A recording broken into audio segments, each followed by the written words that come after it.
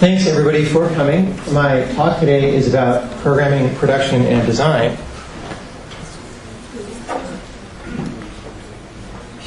This is going to be a relatively non-concrete lecture, by which I mean I'm not going to give you any specific prescription of something to go home and type in that will make your game awesome, right? Or something to go tell your other team members about that will revolutionize your next game. This isn't that. This is an abstract thought kind of lecture. And so before I go into the abstract thought part of it, I feel like I should justify that. Why do I care about this as a presenter enough to make a lecture and come up and say it? And why do I think some people out there might care about it enough to sit in the audience and watch? So I'm going to start by laying down a little bit of context. I am an independent game developer of the kind that Greg was discussing toward the end of his presentation. I've been one flavor or another of that since 1996, so for a while now. I spend my own money to develop games. Sometimes in order to fund that, I've done contract work for various large developers, sometimes very large contracts, but always with the ultimate goal of being able to use that money to fund my own projects in order to get around that publisher funding model that Greg was talking about. Currently, I'm finishing up a game for Xbox Live Arcade, and I'm going to do a quick demo of that, which is the ability to do that is why it took 10 minutes to set up. So now I have the interesting problem of trying to control while speaking to the microphone. Okay. So this is this game called Braid that I'm working on, and I'm not really going to show you too much about what's interesting. I just want to show you the very basics of the game in order to set up context for the rest of the talk. So it's a 2D platformer. This little guy in shadow here is the guy that I control, and like any platformer, I can move around and jump. And it's got this nicely painted art style with a lot of parallax layers. You can see it as I begin to move. So it's got this aesthetic that we worked very hard to create. You know, everything looks hand-drawn. I guess that's a little bit dark, but a very consistent art style that we cared about all the way through the game. The game has a story presented in a sort of postmodern way. It treats the player as a very intelligent person. It's not your typical game story. That's, most game stories are just an excuse to get you into the game and doing something, and they're kind of stupid if you try to treat them as a story on their own. This tries to be a story on its own, but that also adds to the gameplay. I'm going to skip through all that and just show you. You go travel from world to world in this, like you would in a game like Super Mario Brothers, and you do platformer adventure kinds of things. So here's a very lush green world with a hilly background, and I can jump around, and I can climb things. And as I search through this world, I'm looking for these little collectibles, which in this game are puzzle pieces. And there's one underneath me, and I'm going to go over there and try and get one. And the last thing, platformers have to have enemies, so here's an enemy, and just like in any Mario game, I can kill him by bouncing off his head, and he falls and dies. So then, that's a pretty normal game, but then the interesting part for me was that there's all this time-related gameplay, so I can make time go backwards and undo things that I did. It's a very forgiving game. If I get killed, time just stops, and I can rewind out of it. I can rewind back to the beginning of the level, blah, blah, blah. So that's sort of the basic feeling of the game. And then just to show you the scale of the project, there's a bunch of different worlds, all of which have different themes to them. So that was sort of this lush green world. Here's one with a different asset set. It's like a lost civilization kind of thing up in the mountains. I'll show you a different one. This one's a sort of surreal film noir-ish, but also kind of dreamy, colored city sort of location. I'm trying to find a screen that will really show that. But yeah, so there's a fair number of different places in this game. So even though it's just a 2D platformer, it was a sizable exercise to try and do all that. So, unfortunately, because I wanted to zip through that demo, that game is not the focus of this presentation. I really care about this game a lot because of a lot of things that would take a lot longer to show, because of the way that the story interacts with the gameplay and creates something that's greater than either part, because of the way the gameplay sets up metaphors in the player's mind for things like enlightenment and self-discovery. It's a really important game for me. And I'm not going to take that thought anywhere. I'm going to just put that out there, because we're going to come back to this later in the presentation. I have really good reasons for making this game. It's almost done right now. It's on Xbox Live, and they want you to do a few things to release a game on Live. So as soon as I do a couple of more things, it'll be done. Here's the list of what I have to do. This is my bug database with Microsoft, who's the publisher, except actually the list was too long to capture in one screenshot. So there's the rest of it. Except this list, I took these screenshots before I got on the plane to come here, and then on the way here they added 15 more items. So there's about 110 items on this to-do list. You probably can't read them. But the depressing thing about this list is that none of these items really have anything to do with the actual game. They're all bug reports about things that happen on the Xbox when the user unplugs the memory card or switches controllers or somebody signs in a profile or unplugs the network cable while they're in the middle of a game. There's all these things that you have to do. Because Microsoft, since I'm a third-party developer, they don't exactly know what my game is supposed to be. They just want to make sure that it's good enough, by their criteria to be on their system. So those bug reports aren't even my real to-do list. Those are just the to-do list to make Microsoft happy. For me to get the game done and make myself happy, there's a much longer list. It currently has 500 items on it. That earlier one had 100.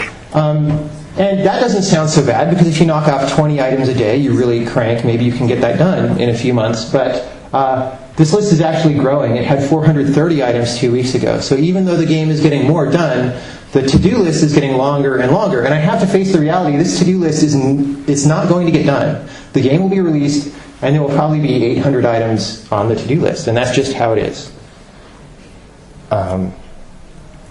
But meanwhile, I'm in the middle of trying to check off all these things, get these things done. It's completely crazy. One detail that I want to add, right, being an independent developer, I'm very independent. Some indie companies are, 7 people, some are 5 people.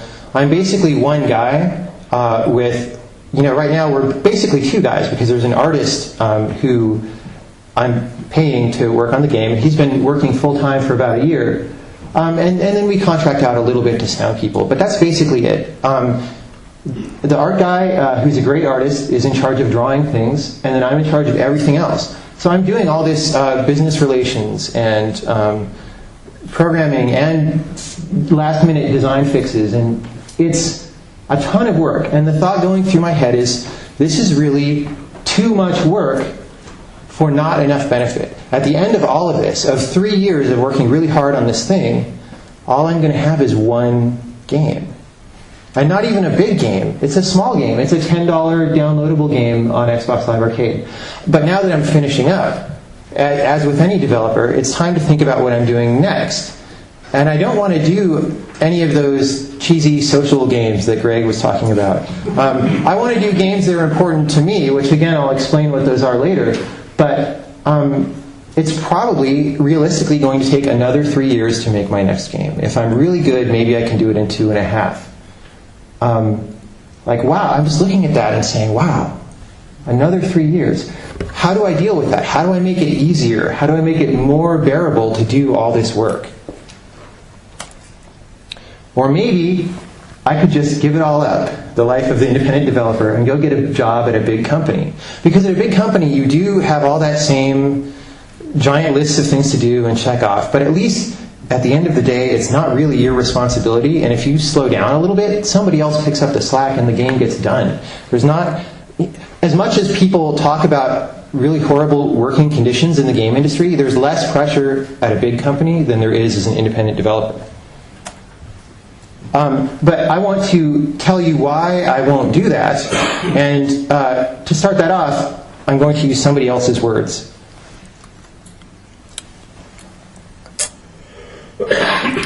This is from the website of a friend of mine named Casey Muratori. He has an independent developer company called Molly Rocket.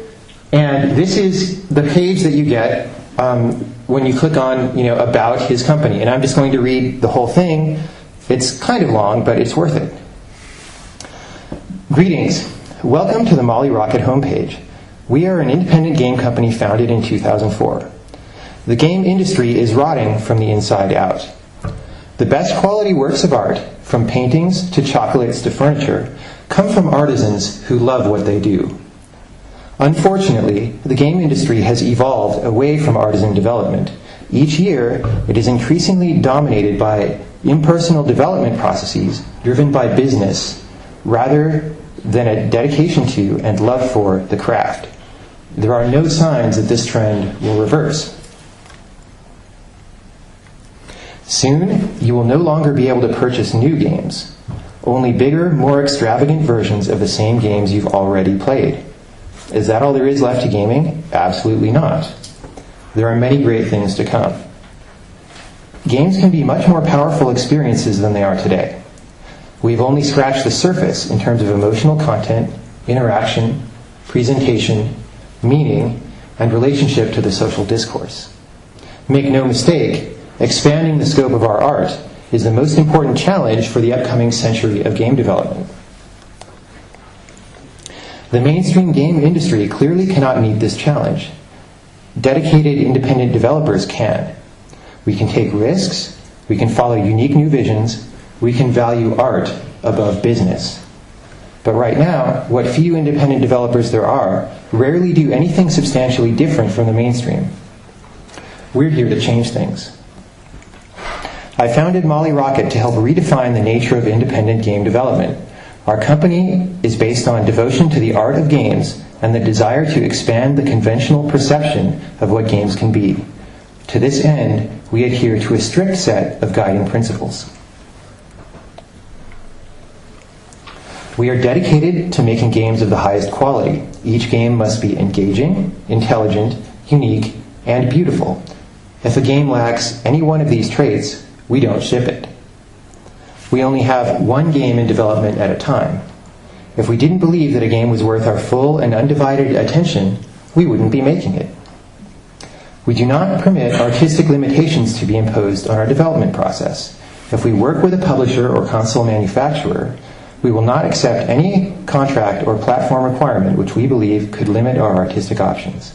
By extension, we do not accept advertisements on our webpage or in our games, as their presence necessarily constitutes a decision which was not made solely for the good of the game. We are fully independent and always will be. As a core business practice, we will always have enough money to run for several years without external funding.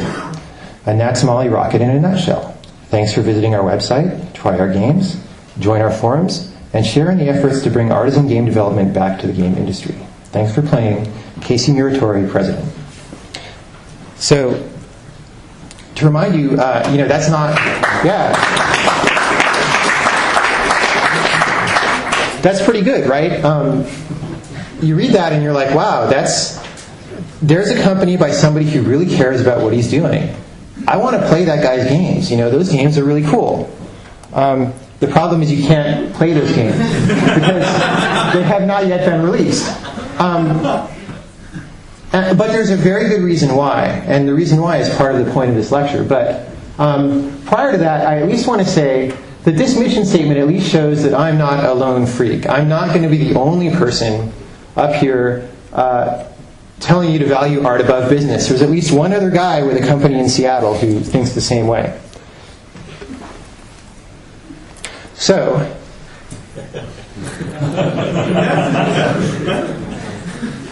to explain why I won't ever quit being an indie and join the mainstream, I'm going to also read part of Electronic Arts' similar mission statement. This is what's on their webpage when you go and you read about what is their company.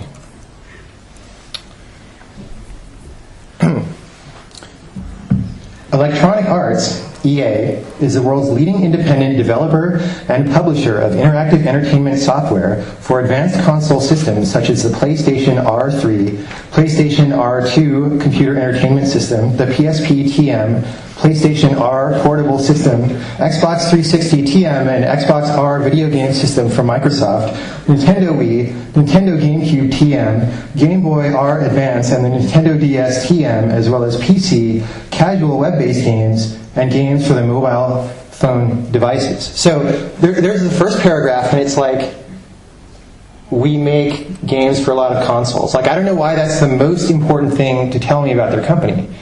But, they go on from there. Since the company was founded in 1982, EA has been a creative leader, and today, the company continues to innovate and evolve the interactive entertainment medium.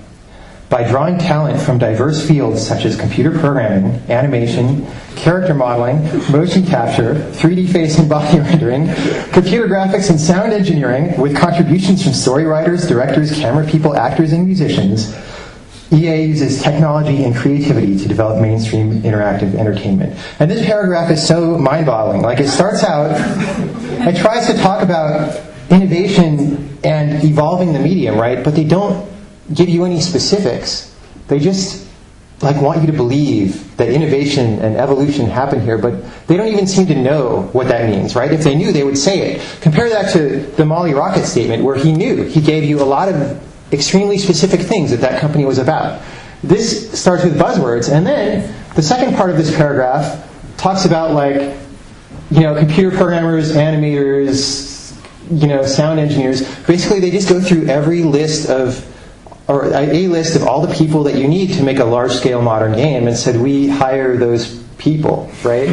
So this is just, it's a total non-statement. And then they go on, but it's a non-statement that's trying to sound inspirational. It's like very, very amateur hour. And then they go on, I'm not going to read the rest, but they go on talking about all the trademarks that they own. There's lots of TMs in there and franchises, and the whole gist of it is, after you get to the end of it, this statement basically says, we're a big company and we make a lot of money and own a lot of things, and by the way, we happen to make our money making video games.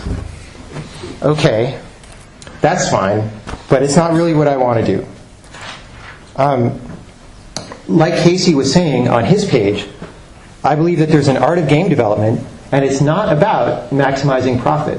As Greg was saying, you could make a profit, and that's really not a bad thing. I wouldn't mind making a lot of money, but not at the cost of the art. I won't trade away the art to make the money, right? So I want to be pursuing this art, and like I was showing you at the beginning of the talk, pursuing this as an independent is crazy. There is far too much for an ordinary human to do.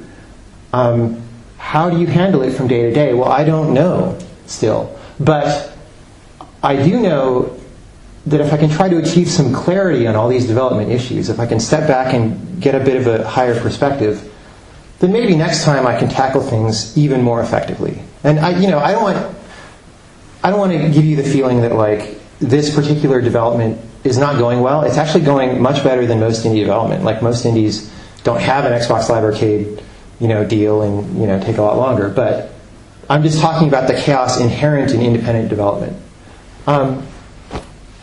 So the rest of this talk is just about thinking about this development process and achieving that kind of clarity. Okay. So, as I said, this is about programming, production, and design. I picked these because these are three of the major things that determine what a game is and how it gets made. There are other categories. I just can't cover them all in one talk. And I also don't necessarily know about all of them. These three are all things that I did 100% of on the current project, so I have a good perspective on how they work together in terms of this one game. So I started my first independent company with a friend in 1996, and here's how I thought about those things at the time. This is a little bit of an exaggeration, but the spirit of it is correct. With programming, I was like, hey, I'm one of the best programmers in the world. Technology is cool, and I can make complicated programs that run very fast and that are very impressive. And people will watch them and go, wow, that's neat.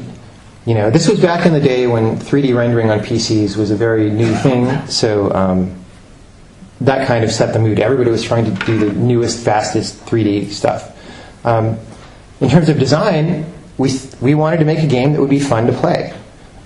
We wanted to make something new. We were disappointed by a lot of games that were already out on the market, in 1996. You can only imagine what I think about games now. Yeah, we wanted to make something new. We had a lot of opinions about how current games were failing at the time and about how we could change that. And in terms of production, we just thought, hey, production is for big companies and we don't really need to worry about it. We're just two guys in a cheap office. So a lot of things change in 12 years. I don't think any of those things anymore. What I do think now is not coherent. It's depending on how I feel on any particular day.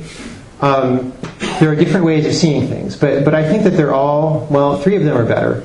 The four ways I'm going to go through this is I'm going to look at these issues by volume, by barrier to entry, by improvability, and by purpose. And I'm going to explain what those categories are as we go through each one.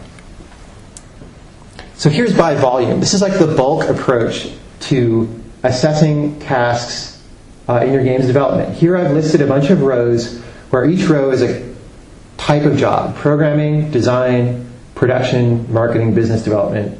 I've highlighted the ones that we're really talking about here, which is programming, design, and production. And on the left is a column that describes how much work that was. And what I did was I just estimated the man hours that each of these took, and then to normalize it, I divided by the man hours for the highest one, which was programming for this game. So programming's 1, and visual art is 0.5, so there was about half as much time invested there as there was in programming. And then there's a big gap between those and the next tier of things. So design is maybe 0.15 or 0.2 if you add both kinds, which I won't explain right now, but it's kind of a tangent, but if anybody cares, we can go into that in questions. Production really didn't take very long, and then down at the bottom, marketing, business development, and audio took basically no time for this game. It's not worth adding up. Don't take these numbers very seriously because I estimated them this morning or last night sometime. I could go through, I actually have all my time tracked to 5-minute intervals with what I was doing, and I could add all that up, but it's a huge amount of data, and it's going to change some before the end of development, so I'm going to add it all up at the very end. So these are estimates that could be significantly wrong, but this is the general flavor of what it felt like anyway. So the nice thing about thinking about, okay, so what does this do for you? Well, it tells you if you're about to develop a game, maybe it tells you what to worry about the most. Like, wow, there's going to be a lot of programming in this game, right? And less art. So we need to maybe worry more and think more about the programming than the art. So that's very quantifiable. It's objective and measurable, right? Like time is a thing that you can easily measure. You can make a schedule ahead of time, and if your amount of visual art creation is not matching the time that you see on the schedule, you can interpolate or extrapolate and figure out that it's going wrong and take corrections in midstream, right? So that's useful. But this is not really a very insightful way of thinking about things. Like, aside from just these numbers, I don't feel like there's any message for me here. And it's also a little bit naive, right? Because I went through all of these roles in this game, I can tell you that an hour of design on Braid was a lot harder than an hour of programming in general. Some of the hours of programming were really hard, but on average, an hour of programming was kind of easy. An hour of production, easier than design maybe. Business development was simple. Marketing, I haven't really done that much yet. But so there's a lot of variability here. There are weights attached to each of these that are not captured in this kind of view. And some of these are highly variable from game to game. So business development will either be very easy or very hard or anywhere in between based on how appealing your game looks to the people who might be interested in publishing it. And that varies heavily from game to game. And if you think about things in terms of quantity or volume this way, you'll never see that. But fortunately, this talk isn't about business development anyway. Okay. Another way to think about these tasks is by barrier to entry. And so now I'm starting to think about what's easy or difficult for me and what's easy or difficult for the game industry as a whole. Design is really easy when you think about things this way. Everybody has ideas about what game they want to make. There's no barrier to entry. Anybody can write a design document or tell people what to program, kind of. If you're a new designer, maybe you don't have that much confidence that you can really see all the nuances in a design and write something out that anticipates all the problems that are going to happen.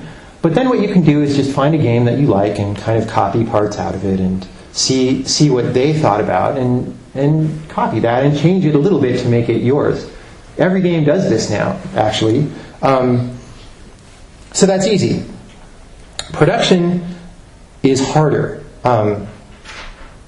Most people can produce, but it's a lot more obvious when somebody's a good producer versus a bad producer, right? A good producer needs to have people skills, needs to understand people, both to communicate with them and also to be able to take their viewpoint and understand what their concerns are from day to day and what they're thinking about.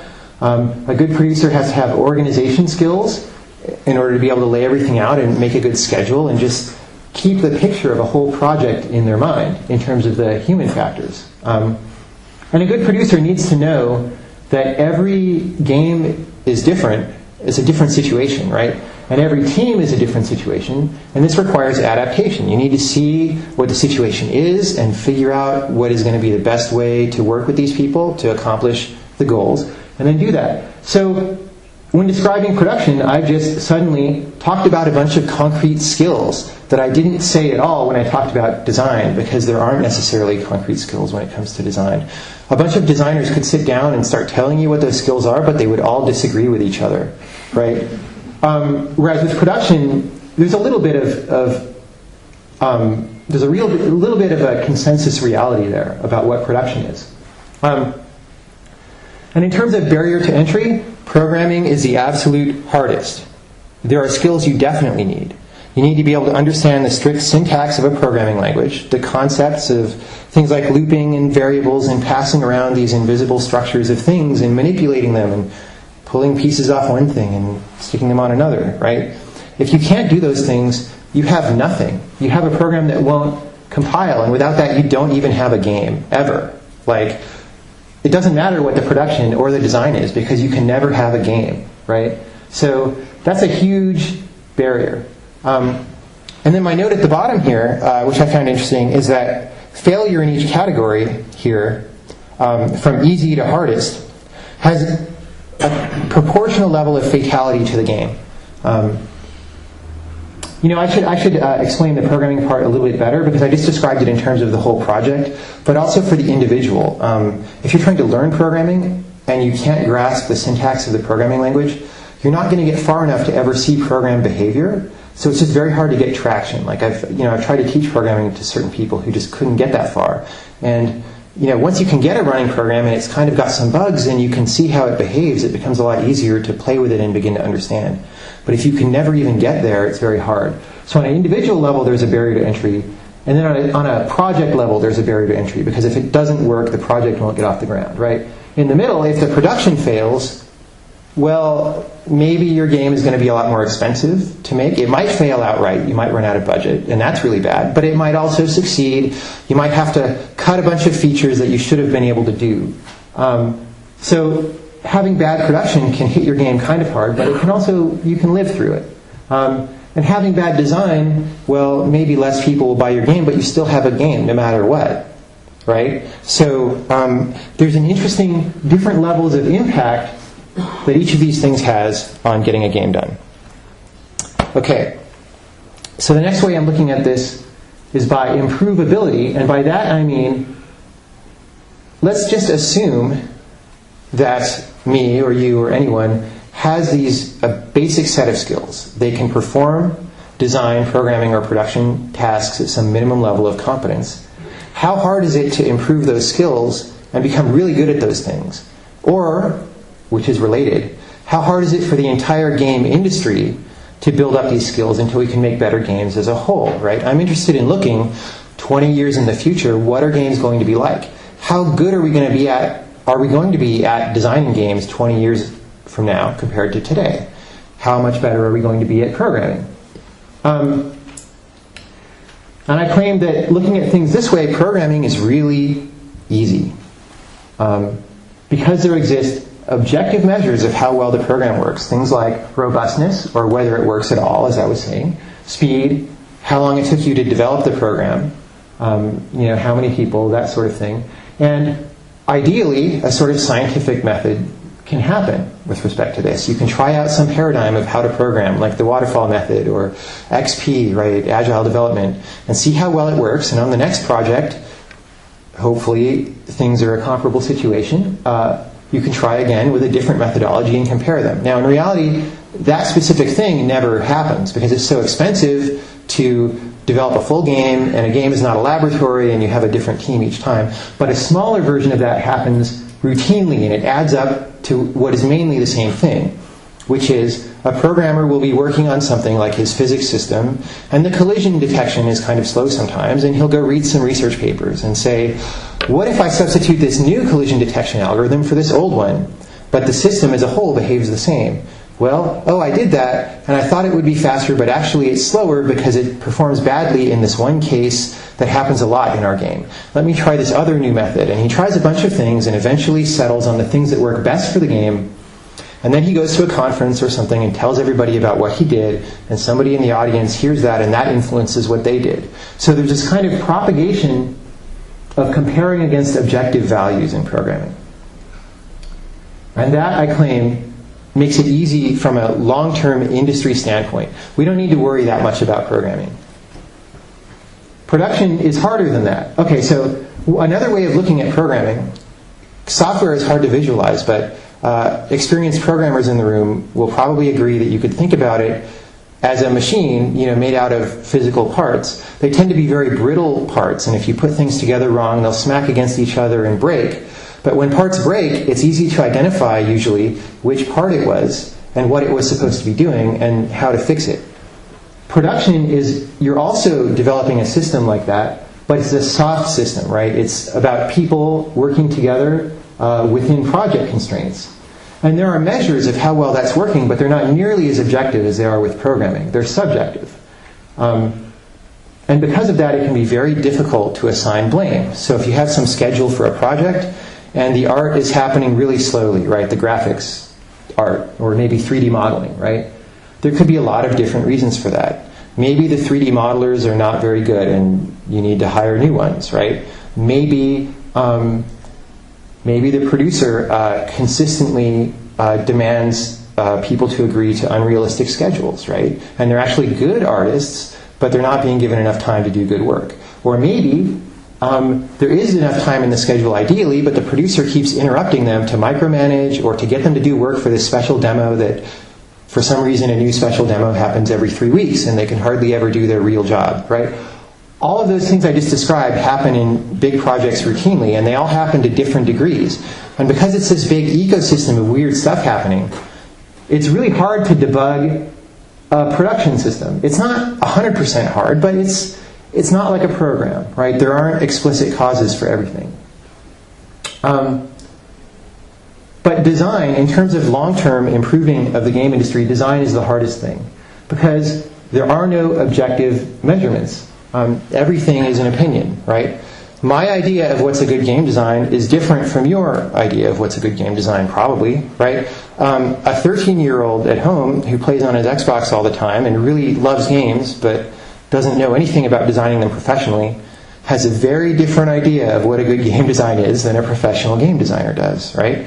But then also a professional game designer has a very different idea of what a good game designer is than a marketing person does, right? So there's no consensus reality in design in terms of what's a good design. Therefore, how do you improve that, right? Like what, if you don't have a compass direction to follow that says better is this way, how do you ever improve? And one interesting thing that I noticed about this is that these things rank in the opposite order of they did in the barrier to entry list, but it's for the same root cause. It's about objective reality and being able to compare against reality.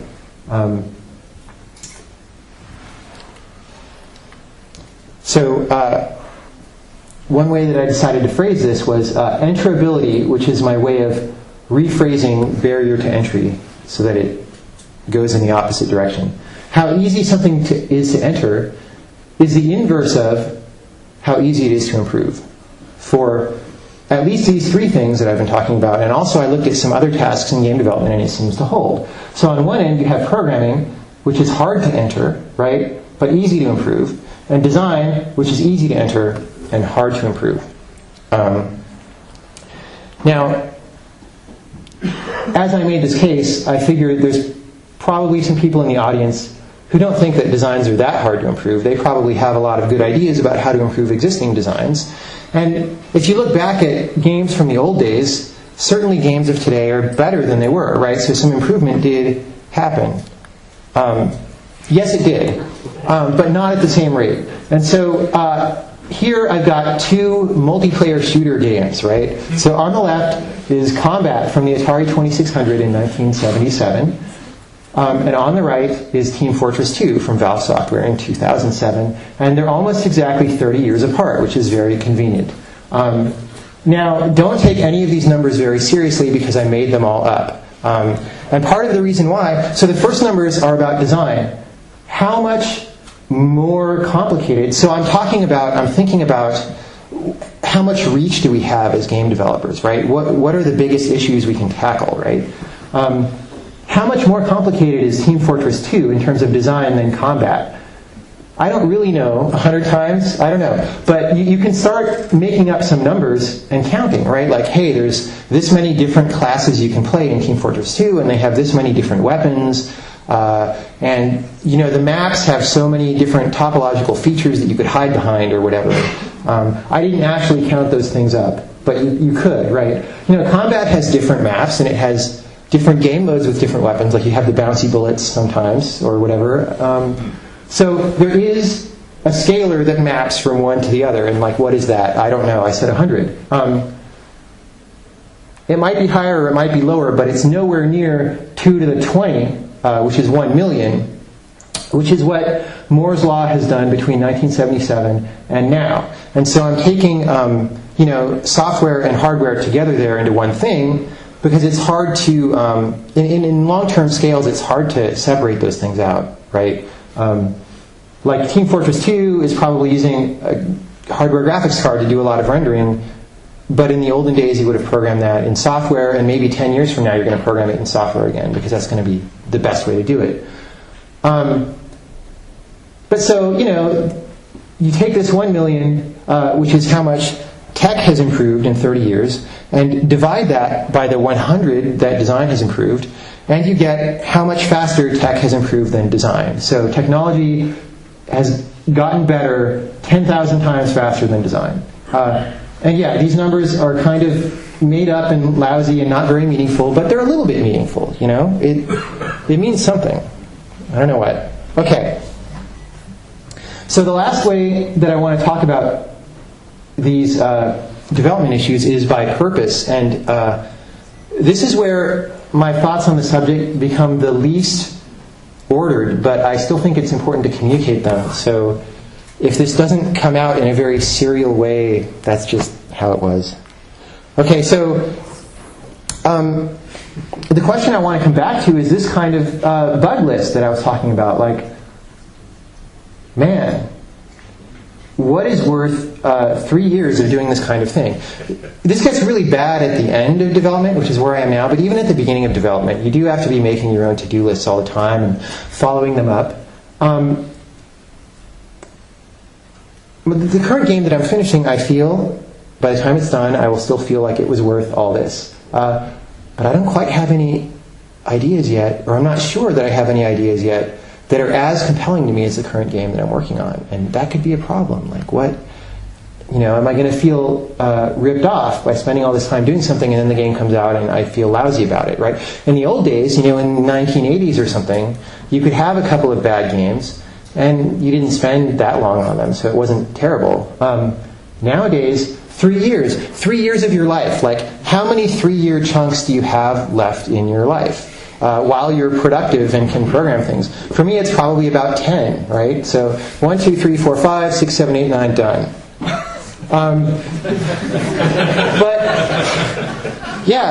But it's not just games that I can spend those chunks on, right? Games consume all your time, but there are other things too, right? So for me, I need to justify this huge time expense that I'm spending on games in terms of my life. Like, is this really what I want to be doing? And for me, it's hard to describe what makes it worth making games. Obviously something does, right? I really like games at some level, and I've been compelled to make them ever since I was 8 or 9 years old. So but as I've gotten older, I've gotten much pickier about what's a good game and what's a game worth me doing. And so I start asking myself certain questions, and these questions are the basis of design, because design is about, from nothing. You have all the possibility in the world, and you ask yourself, what game should I make? From nothing. And it's like, well, it could be anything. So you have to narrow it down somehow. For me, those questions are things like, how is this design going to affect the world versus other things that I could do? What's it for, right? A game does something. A design does something, right? Of these things that can do things, what is worth creating and spending all this time on? And what is not, right? What is garbage that I'm pumping out into the world versus something valuable for people that I'm putting into the world? What's the best use of my players' time? How am I improving my players' quality of life through this game? Or am I improving their quality of life? Am I doing anything? Like, what am I doing in the first place? These are very ungrounded, very difficult philosophical questions, right? The kinds of which have bothered philosophically minded people since the beginning of recorded history. So I'm not going to have good answers to these for you standing up behind this podium. But they're here just to illustrate that when you're viewing game development, especially independent development, from a purpose mindset, what is my purpose in being an independent developer? Design becomes very hard. It becomes the hardest thing because it's the foundation now. It's your entire reason for being here, slogging through that bug list. Production still sits in the middle. It's kind of hard, but it's not that important anymore. It's almost not worth talking about because it's merely the means by which you bring your design into reality. I have some budget, or some either in money or time, and how do I achieve this design? How do I achieve this purpose of my life in the best way possible, the most feasible way, given this budget that I have? That's kind of a hard question because the ante has been raised. Now we're talking about life purpose maybe as opposed to just making some game. But it's also easier because the idea of production is less important. In a big company or in an indie company where you're doggedly grinding, trying to survive, as I did in my first one, production becomes the priority. If you have a certain amount of money and you've got to finish your game by that time and you're not going to make it, then maybe you start cutting features, right? Or you push the game out the door early and it's not as good as what you wanted. But if you try to do that here, you stand the very real danger of missing one of your questions at the top, which was what is worth creating, right? If you're making a game out of idealism, then at some point, if you push it out early, it didn't reach that bar that you had decided on of what was worth creating. At that point, you shouldn't really release it yet. And so production should maybe just get suspended. So production becomes subservient to design, right? If you run out of money, okay, I can't quite finish this right now, but there's lots of things I don't get done right away. I'm going to table it, go do something else, make some money, and come back later and resume production. That's something that a large company would almost... I mean, I'm sure somebody could come up with ideas of large companies that have done this, but it's certainly very rare. Big companies go out of business or ship a game, or both. Usually both. And then the last thing is that programming becomes very easy, or somewhat easy. So my attitude toward programming now is Remember, I started out as a tech guy who was really motivated by like writing cool programs. But now my attitude is, well, this design is very important to me. The program is something that my audience is never going to see. And so it could be very well done, it could be very poorly done, but nobody's ever going to know but me. So for me, what are the minimum steps that I need to do programming-wise in order to connect this design, which is this thing hidden inside my head that nobody can see, out into reality to the audience so that people can play it, right? Programming is the way by which you do that. You connect, some ethereal vision into reality. And the better the programming, or the more effective the programming, the better the connection is, and the more fidelity between you and your audience. Now, from this viewpoint, programming gets harder than it was before in some ways. Because before, if I was just thinking about, hey, we need a cool collision detection algorithm, or we need to render meshes very fast, you can really engage in that scientific method kind of thing and benchmark and really get down into little details and time things and obsess over data structures. Here, I'm never going to obsess over data structures unless I absolutely have to make the game run. So I'm not going to be doing that kind of objectively testable work. What I'm thinking about most of the time is just, is this really the simplest thing I could have done, programming-wise, to do what I wanted, or could I have done something simpler? And that's really hard to judge and hard to be objective about again. Because maybe your idea of simple is actually really complicated, and you just weren't wise enough to know some massively simpler way to do things. That was definitely true of me 12 years ago. I hope it's less true now, but probably still happens a little bit. So that in that way, programming becomes harder, but it's also a lot easier because, again, I lost that tech fetishism that I had at the beginning about programming for its own means. Now programs are just simple. I can almost write them without even thinking. Like, I come up with some design idea, and I type for a few minutes, and it's there. And there aren't really any bugs usually, and it's fine, but because I just write the simplest program I can. So I'm going to go back to the point at the start of that slide. Design becomes very hard when it's the reason for your making games and you take it very seriously. And one of the core questions that sums it up for me is, what is worth creating?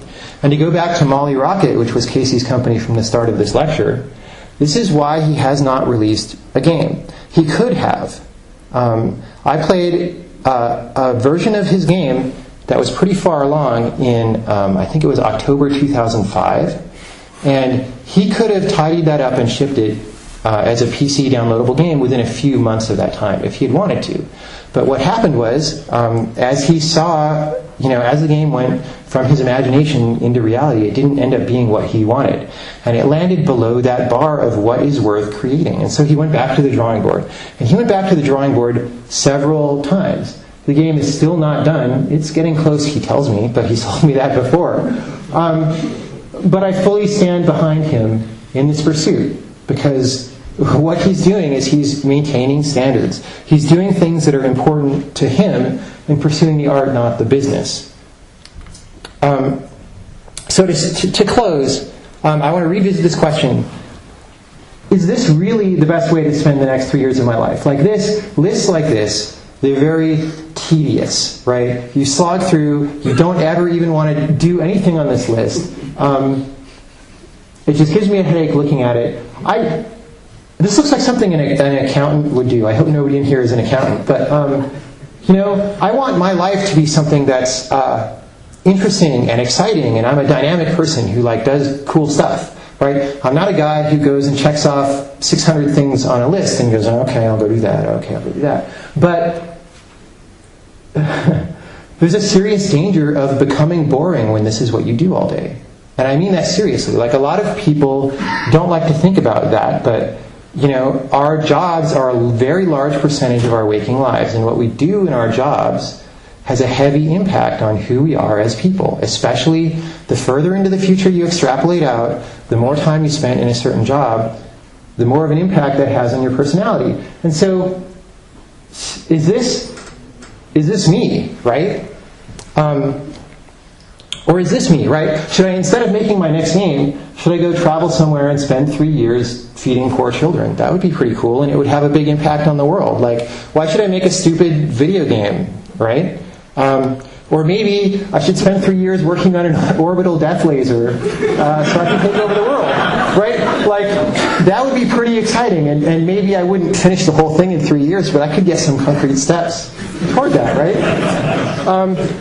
Maybe I should spend 3 years creating a new religion, right, and get some followers and go start a camp somewhere.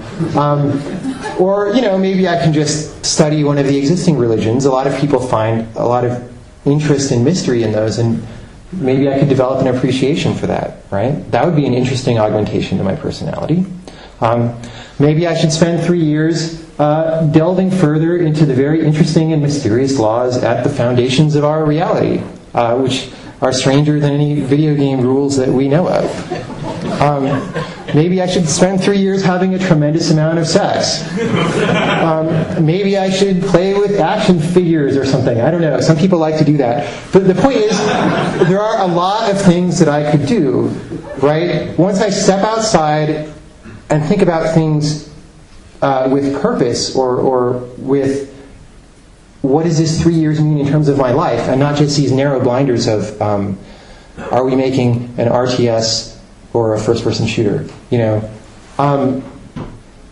Things open up a lot. So why would I ever do this, right? Why would I ever do this when there are so many other possibilities in the world of things I could do? Well, it would have to be for the same reason as right now. A very good reason, a very deep reason that I feel compelled to pursue. And that's all that I can say. I'll take questions. Thank you.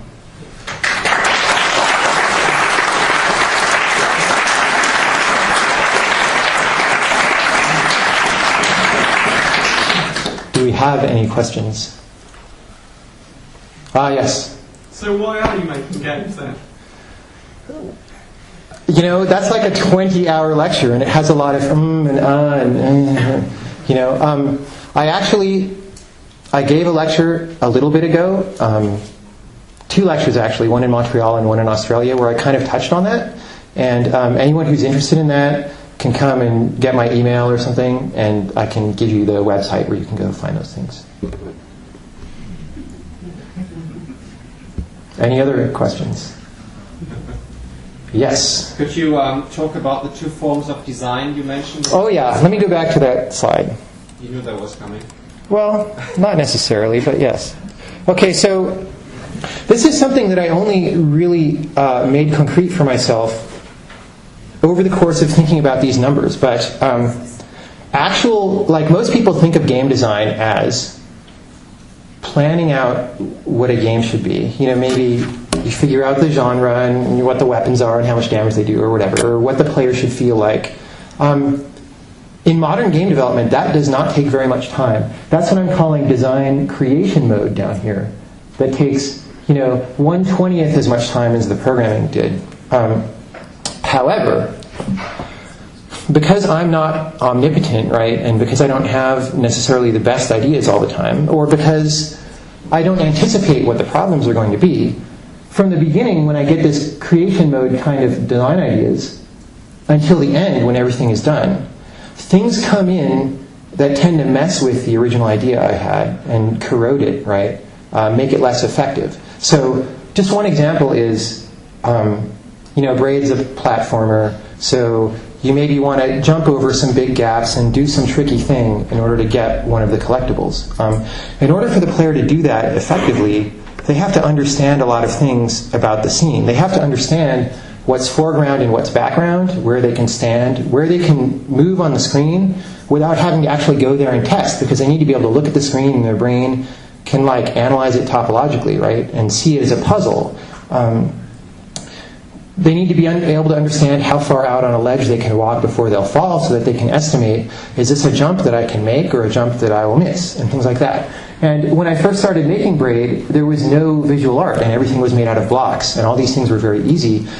And for example, we started adding art, and it began to obscure what was foreground and what was background, even though that was explicitly in my art direction. It must always be clear, and here's how we make it clear. It still became obscured. And so roughly 3 times as much as the original game idea was kind of production-oriented tasks, but also they were mainly design about how do I get the art to look good while still maintaining a strong foreground-background separation, right? What is the art guideline going to be that we didn't think of at the beginning that helps make it clear where you can stand and where you can't stand while still having a nice-looking scene that isn't like a block, right? That kind of thing pervaded late development and took a lot of time and energy. And so that's, but I feel like it's a different thing than what people often think of as design, and so I split it into two categories, both label design. Yes? I'm pretty much close to your attitude, and I think there's a comparison to the music market where we have all these indies. Without them, we would have this variety, which stay close to their personal attitudes. And I think you can go to a big company. Okay, of course, you cannot go to a big band and just join them, make your own stuff. But actually, I think this makes this is one thing of our culture, and this is also a very important point to the future. What I'm teaching to my students to be independent and think vice versa and cross media, and to just don't copy the models which are existing. Because if you really have this tremendous mood and it's not naive like you said. I think it's a very true story. And if you want to tell something to somebody or want to explain something, your vision, then you have to have this attitude. It is hard sometimes, and people, hopefully they can make their bucks without driving taxi, but of course, I completely agree. Yeah, it's a very good point, actually. One thing that Casey said in his website description was that a lot of indies, they start their company and then they don't do anything different from the mainstream, right? They end up trying to make a mainstream game but with a lower budget. And like Greg was saying, then you're kind of competing in this red ocean kind of area, and you're going to fail because you're fighting a $15 million game with a $10,000 game or something, right? In terms of the customer who doesn't know anything about indie games or mainstream, they just kind of see games, right? For them, there's no reason for your indie game to exist because it's just like the mainstream game, but it's worse. Why would they ever play it? Why would they ever buy it, right? So, in one respect, being an indie, it's much easier to just copy mainstream games, but it's harder to succeed that way, right? Because there's no reason for you to exist in this ecology anymore. But if you take what seems like the harder step when you're an indie and go out there and do something very different, suddenly there's a reason for you to exist, different from the mainstream, and there's reasons for the audience to pay attention to your game, and there's reasons for publishers to buy your game. So in this talk in Australia that I mentioned, one of the things that I did was go through some of the games that were recently published on the PlayStation Network, and also some of the very indie games on Xbox Live Arcade, and you'll find that a great many of them are very different from what most games are that people would pitch to a console publisher, right? Games like Flow or Everyday Shooter are not your typical game. They don't look like any mainstream game. But that's why Sony wanted to publish those games, right? So it's like this complex ecology. And I fully encourage people going into the industry to be independent because they add to that and make it richer. I don't think that large companies are bad. In fact, they're part of nature also, right? There's this natural tendency to form these big companies and try and get as much money, aggregated as you can. And for people who maybe don't have the skills to become independent yet, that might be the best way to go, is to go to a large company and see how things work for a while, but then maybe have the intention to go start your own company later, right? And it's important to keep that intention and not believe that, Electronic Arts is my life now or anything like that. I do believe that the natural cycle of things is a lot like with music. Independent game developers can risk a lot. They can fail a lot. They can also succeed. They can have half failures that inspire some future designer who inspires some other future designer. Eventually somebody, 10 years from now when games cost $100 million to make for the mainstream market, somebody will be inspired by an indie game that was made today. and it works its way into the mainstream that way. If you cut off the flow of independent ideas, then over time the mainstream sort of becomes impoverished, right? And that's not very good for anybody. So I see it as two cooperating pieces of a large system that has much more than two pieces even. Any more questions? Yeah. So I also teach game design, and what you've painted here is pretty much exactly the picture of the way the whole course works. So they're graduate students, they know how to code, but getting their teamwork to work out is really hard for me as a person trying to structure them, and to get them to actually design something is virtually impossible. So about a year ago I put up a slide with like a space of possible games, and I showed a little blip of what we know and things that we could try. Then after that, I saw that you had a lecture with the exact same slide. Yeah. So, and I understand it's a very personal thing, so you made it very clear that it's a personal thing that you want to explore this space. But would you have a suggestion what is a good model? Because I want to foster this thinking in the students. How do you actually get them to be more interested? Because what they basically do is they take something, what you said at the beginning, they take an existing game and they try to put their build on top of it.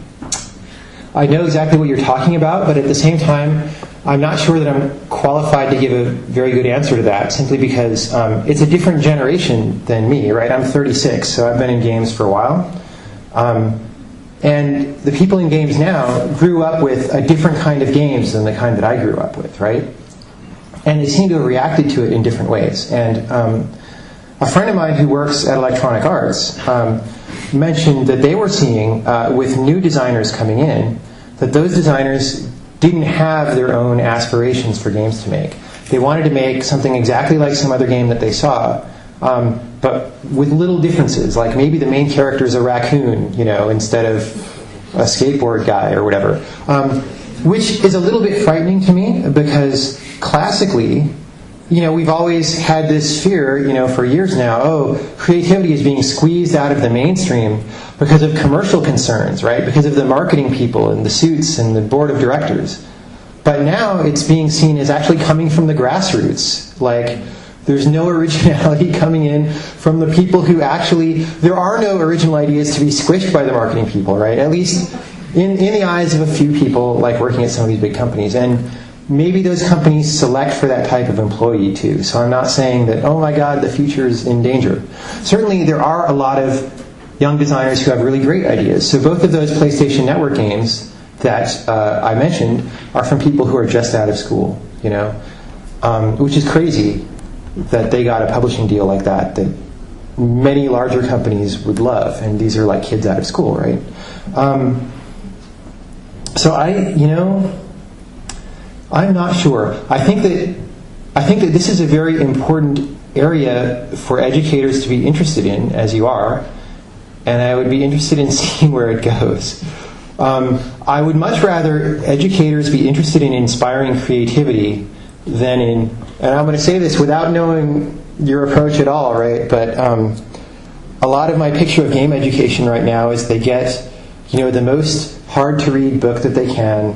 Like one of the books that uses a lot of words like ludology and rhizome and things like that, that just try to make it sound like the author is really smart and try to build up some system about game design. But those systems to me don't have very much resemblance to the actual reality that I experience when I design games or I watch my friends design games. So I don't feel that they're very authentic.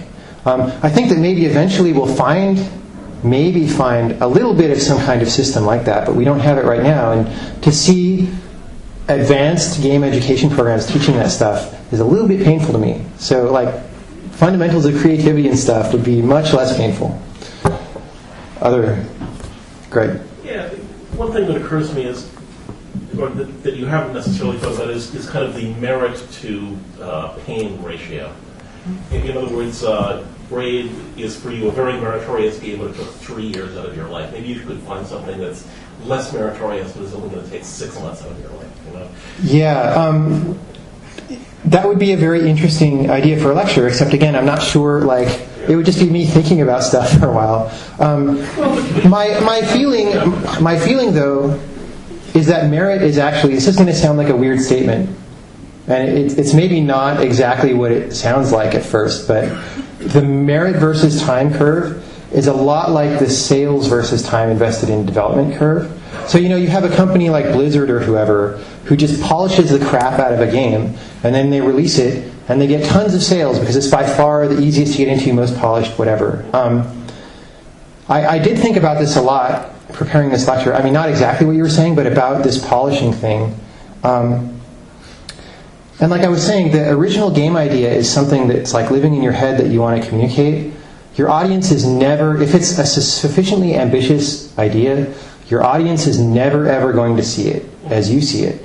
They'll see something else. What that something else is depends on how effectively you communicate. And part of that effective communication is that polish that you put into the game. So the more time you invest in taking out the little like bad moments and scratches and weird things and enhancing the player's experience, the better you communicate, the more dynamic range you get in your communications. You can communicate something a lot more subtle and nuanced through a polished game than you can through an unpolished game, I think, in general. But there are some counterexamples to that. So like the marriage and passage are pretty unpolished, but they actually have some nuance. So well, one of the things I'm thinking of is Chris Delay, whatever his name is, says Darwinian almost killed his company. Yeah, I've heard the stories of that. DEF CON was something they turned out much more quickly. And they're both excellent games. It's just one is a much more ambitious from a technical and production standpoint. Yeah, and I do feel that way. Like part of the programming thing I was talking about is definitely about that. Like if my goal is doing a really effective game for whatever my idea of effective is, what is the simplest way I can do that? And maybe there is a 6-month game, but I don't know how to say more about it than that. I would like more people to think about that and work on it, yeah. So could you tell us a bit more about how it was like to work with Microsoft on this? Because it's, without a doubt, a luxury to have a large, major publisher. So you have that sort of security. But also I can think that you had to make some compromises. So far, working with Microsoft has actually been really great. And I'm not saying this because I'm working with Microsoft. Like I would, if it was terrible, I would tell you. Before I signed up with them, I heard a lot of bad stories. People saying it takes a year to get your game through certification, and they'll fail you for arbitrary reasons and not tell you why. And I haven't experienced any of that yet. My game is not actually in certification yet, but everything pre-certification has been going very quickly. Because they like the game, they understand that it's not trying to be like a typical game. They understand that it's not Super Mario Brothers, right? They see that it's an art game. They don't quite understand exactly what's good about an art game, like as a corporation, but they do understand that adding this to their portfolio will help differentiate their service a little bit, provide some more breadth, help them compete against Sony and things like that. So what they've communicated to me is that they see it as a relatively interesting game. They could be lying, right? Anybody can always say that. But it's worth pointing out, I never called them. They called me to get the game. So that helps validate that idea, right? And it is, again, because it's a different game. It's not trying to be a mainstream game. It's trying to be its own thing.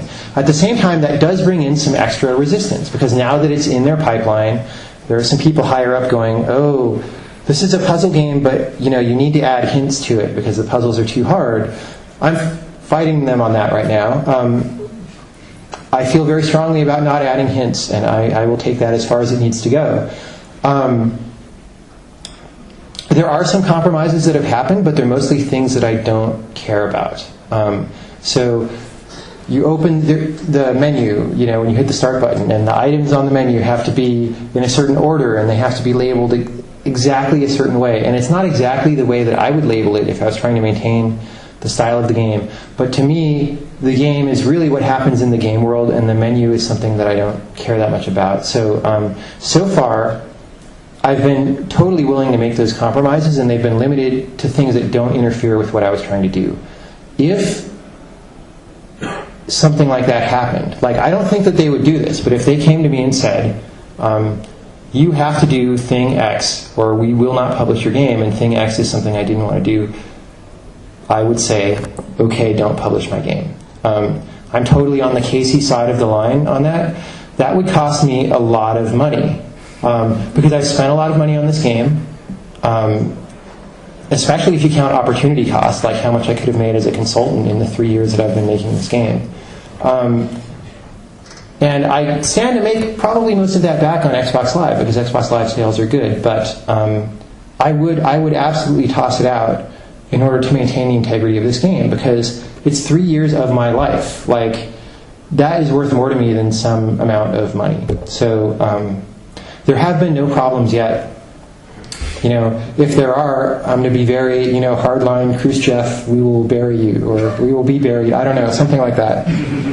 But I don't anticipate that. They've really been great to work with. Yeah. Last one. I think if we want to end promptly at 12:30, then I'll make this my last question. Okay. The last question is: do you really believe that Molly Rocket will release their game? Because my first impression was, wow, it's really great. It's really the key point. Why basically I'm develop my games. Why basically I'm independent developer. But what was your first impression if you get this long list from the Microsoft? You can think, okay, it's not basically my key points. Why I'm developer. I don't like to correct this list. It's Oh well. Where is your reality? Really, reality. Why you have this inspiration? Why you try to take all your creativity and put it in your game, and such things that reality. This basically this list of errors from Microsoft is reality. Yeah. And what is your first impression? You can. That seems like a lot of different questions. I'm still not totally sure what you're asking, but so I'm bringing. I could do a lot of things with this game, right? I could release it on the PC. I could take it to Manifesto, but I'm going to Xbox Live first. Originally, I thought that would be because it's easier to target a fixed platform like the Xbox than the PC, but it's really not, because there's all these nitpicky details. But there is a big audience there, and so the main reason I'm going to Live, I stand to make some money that way, but it's really because that's the most effective way to reach a big audience with this game that I've worked so hard on. So that big list of bugs and stuff, the real reason why I'm doing that is not exactly because Microsoft wants me to do it. It sort of is, but it is because that's how I get the game to a big audience, right? So to me, it's worth doing all that work to reach that audience. I could just go home today and release it on the PC or something. I probably couldn't without breaching my current contract, but shortly after releasing it on Live, or after making Microsoft mad enough at me that they cancel the contract, I could certainly do that. I could make them mad enough at me that they cancel the contract and then go release it on the PC first. I could do that, and if I need to do that to keep it the game that I want, then I would do that, but I would realistically reach a much smaller audience, and that's fine. I'd rather reach a small audience with what I want to say than a big audience with something that's corrupted, but I would rather reach the big audience with something that I want to say. So. What about the Molly Rocket? Do you believe? Oh, do I believe he'll release it? Probably, yeah. I mean, well, you can't ever, maybe Seattle got hit by an asteroid while I'm here talking and we haven't heard about it yet and he's dead. I don't know. But he's been working on it for years and making progress. He actually has, on those same forums where that page was posted, he has development updates that he posts every few days, but he's very secretive about what his game designs are. So there are these long, many paragraphs about what he was doing that day that go into great detail about what he was doing while also being very vague about what he was doing. It's a very strange thing to read. It's actually a lot like that EA press release, kind of, in a strange way. Okay, thanks again. I'm going to conclude.